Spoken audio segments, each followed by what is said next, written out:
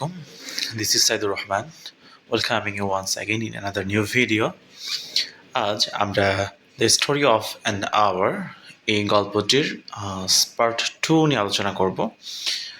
মানে হচ্ছে এই গল্পটা যথেষ্ট বড় এবং এটি একটি ভিডিওতে কমপ্লিট করা সম্ভব হয়নি, তাই আমরা এটাকে 3টা ভাগে ভাগ করে আজকে এটার দ্বিতীয় পার্ট আমরা আলোচনা করব। আশা করছি তোমরা মনোযোগী হবে এবং এটার প্রতিটি শব্দের অর্থ বোঝার চেষ্টা করবে। ওকে, আমরা শুরু করছি। এখানে প্রথম যে প্যারাটি এটি আগের ভিডিওতে ছিল, তো আমি এটি নিয়ে এসেছি স্মুথনেসের জন্য। There was something coming to her. কিছু একটা, there was something মানে কিছু একটা coming আসছিল to her তার কাছে, তার দিকে, and she was waiting for it এবং সে এটার জন্য অপেক্ষা করছিল fearfully ভীত সংকোচের সাথে, মানে ভয়ে ভয়ে সেটার জন্য অপেক্ষা করছিল। হোয়াট ওয়াজ ইট, সেটি কী ছিল? শি ডিডেন্ট নো, সে জানতো না।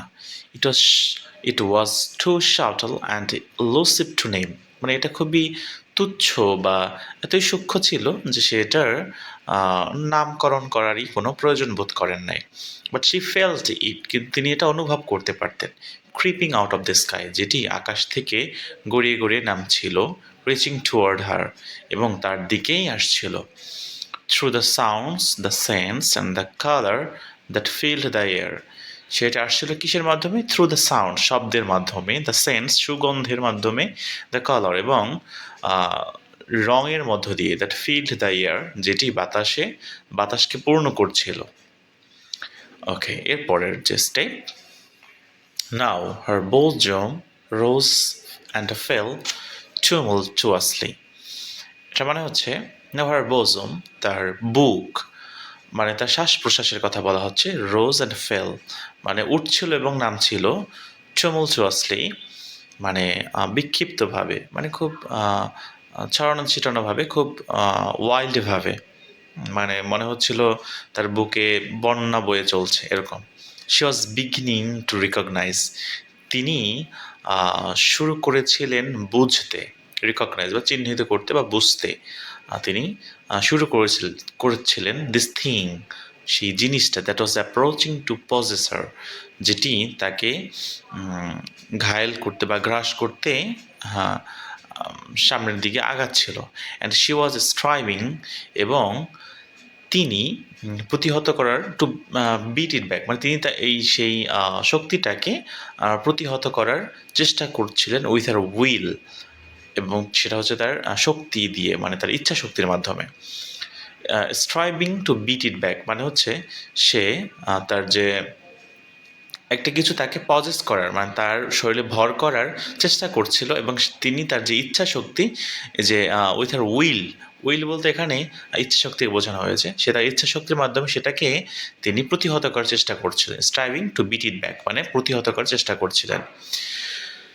আচ্ছা, এখানে তার যে উইল, তার ইচ্ছা শক্তি, সেটাকে বলা হচ্ছে অ্যাজ পাওয়ারলেস, সেটা হচ্ছে সেরকমই অক্ষম অ্যাজ আর টু হোয়াইট সিলিন্ডার হ্যান্ডস, তার সাদা দুটি অক্ষম নিশ্চল দুটি হাতের মতোই উড হ্যাভ বিন, মানে তার হাত দুইটা যতটাই নিশ্চল এবং অক্ষম, সেরকম তার উইল পাওয়ার, মানে তার ইচ্ছা শক্তিটাও এরকম powerless, ক্ষমতাহীন।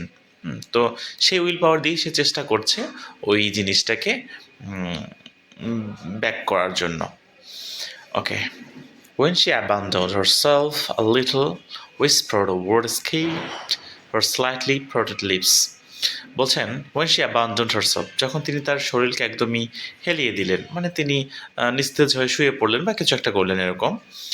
a little whispered word মানে ফিস ফিস করে কিছু একটা শব্দ, escaped her slightly parted lips, তার ঠোঁট দিয়ে আস্তে করে বের হলো। she said it over and over, তিনি এটি কয়েকবার বললেন। under her breath, তার শ্বাস প্রশ্বাসের মানে ফাঁকে ফাঁকে বা মধ্য দিয়ে।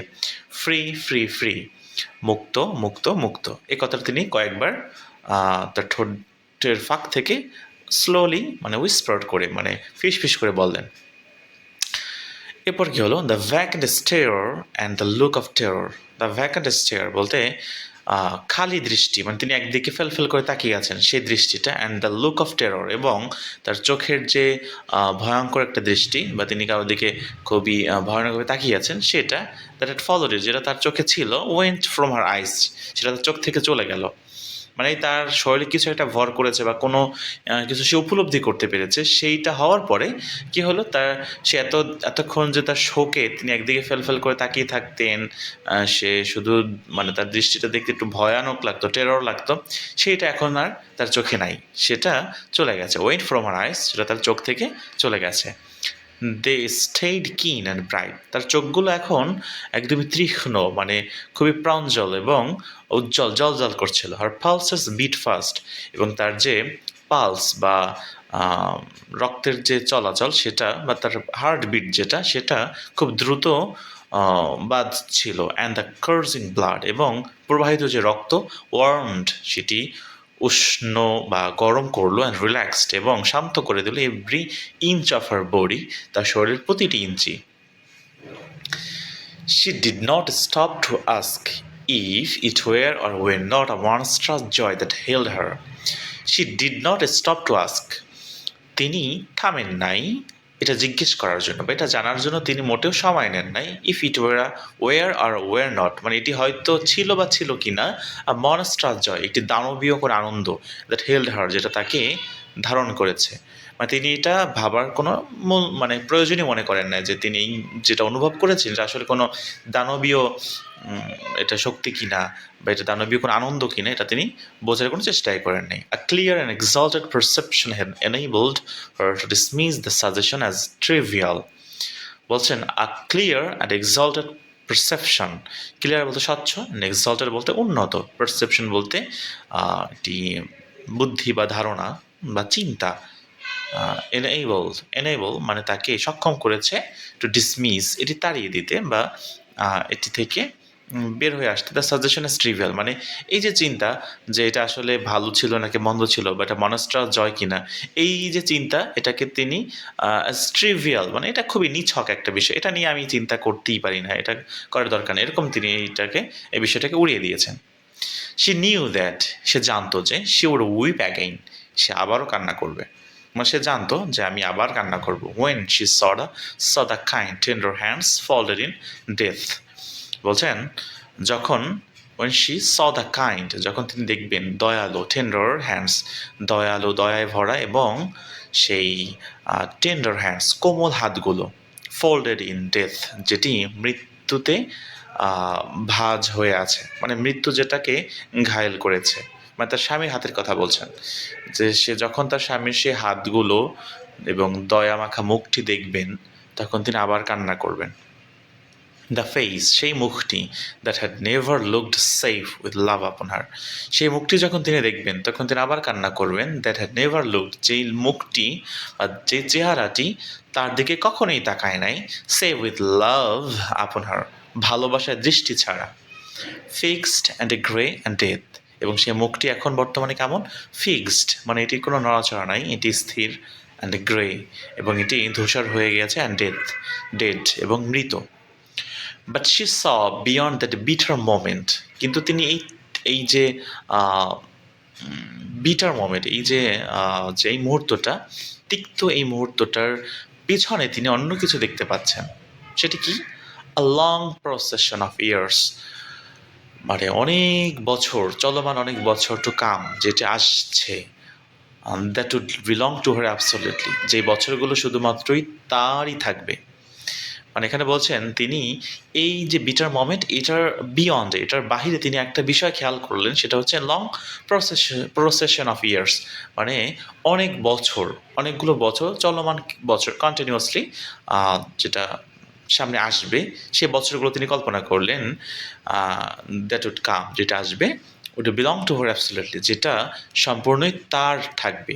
মানে সে ওই সময়টায় তার জীবন নিয়ে ভাবার এবং তারও অন্য কাউকে নিয়ে ভাবার কেউ থাকছে না, যেহেতু তার হাজবেন্ড মারা গেছে। তো সেই বছরগুলো নিয়ে তিনি চিন্তা করলেন। And she opened and spread her arms, তিনি তার হাত খুললেন এবং সামনের দিকে ছড়িয়ে দিলেন, টু দেম ইন ওয়েলকাম, এবং সেই বছরগুলোকে সে ওয়েলকাম করার জন্য।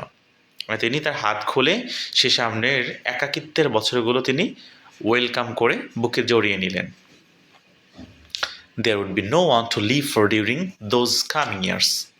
এবার বলছেন there would be no one, ওই সময়টায় আর কেউ থাকবে না, to live for মানে কারোর জন্য বাঁচার, during those coming years, ওই বছরগুলোতে, মানে আসন্ন ওই বছরগুলোতে অন্য এমন কেউ থাকবে না যার জন্য সে বাঁচবে।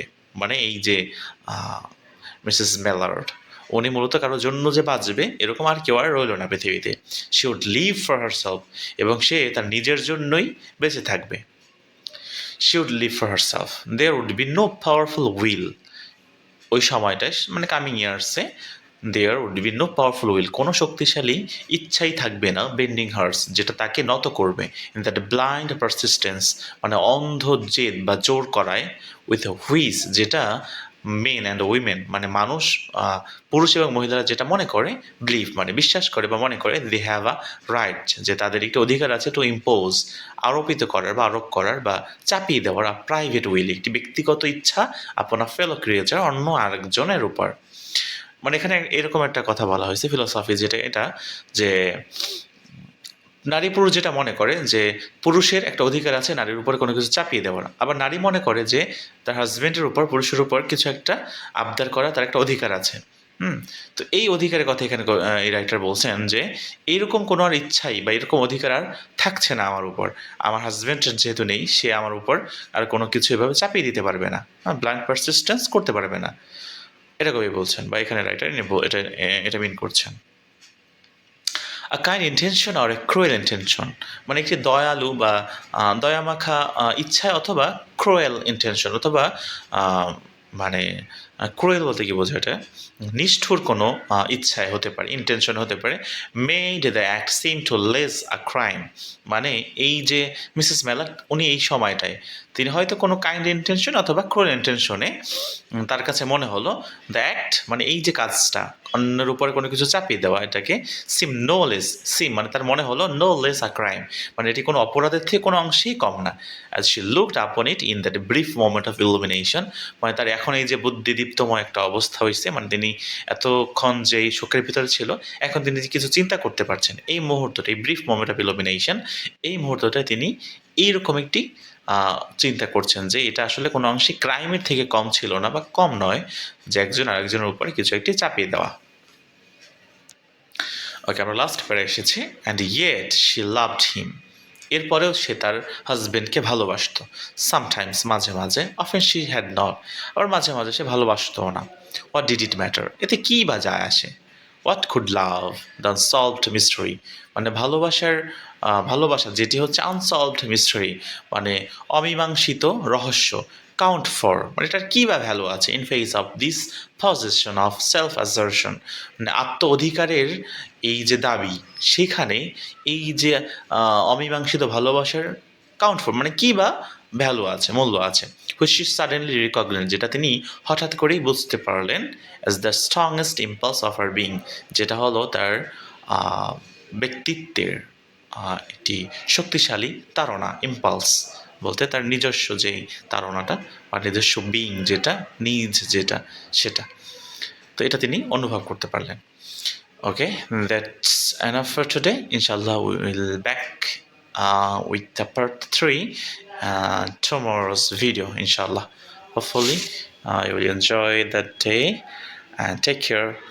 Allah Hafiz.